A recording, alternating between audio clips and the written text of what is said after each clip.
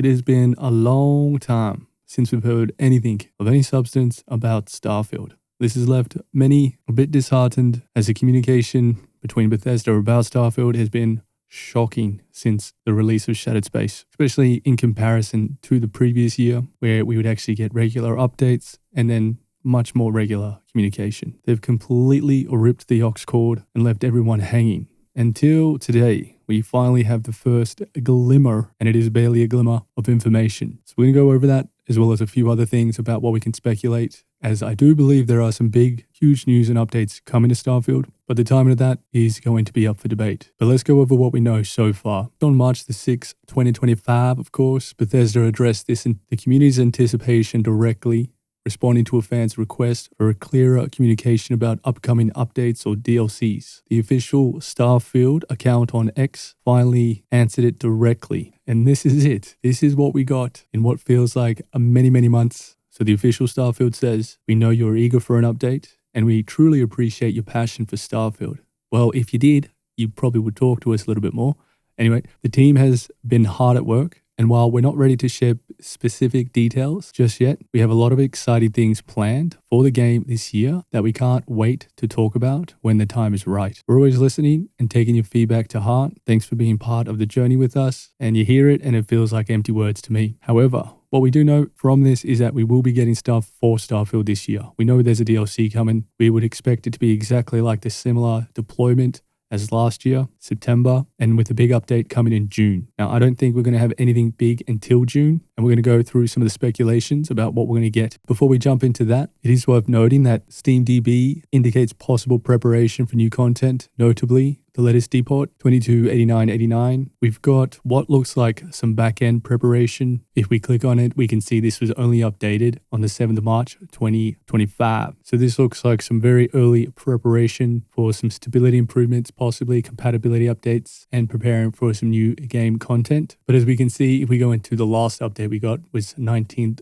of November 2024, which is 108 days, depending on when you watch this, 109, since the last update. So this is pretty shocking. However, let's look to the future. I suspect in June, we're going to get some pretty huge news. Obviously, the DLC. We'll get some insight into what it is, what it's about. I also speculate we're going to get the PS5 release, at least a confirmation that it's happening, or even potentially something much greater than that, and it also gets dropped. I'm thinking they're going to be dropping Starfield on PS5 before the DLC so they can rake in some more cash, but let's see. But we can definitely say that these vague statements have left some of us frustrated, but we're at least happy that we've heard something. And there has not been any clear roadmap, which is going to lead us to speculate until we get something. Some of the other possible content we could see, more Tracker Alliance expansions, perhaps proper M-class ships or space station functionality, hopefully some shipbuilding components. New things around shipbuilding would be so big, like a lot. If they could pack in a lot more stuff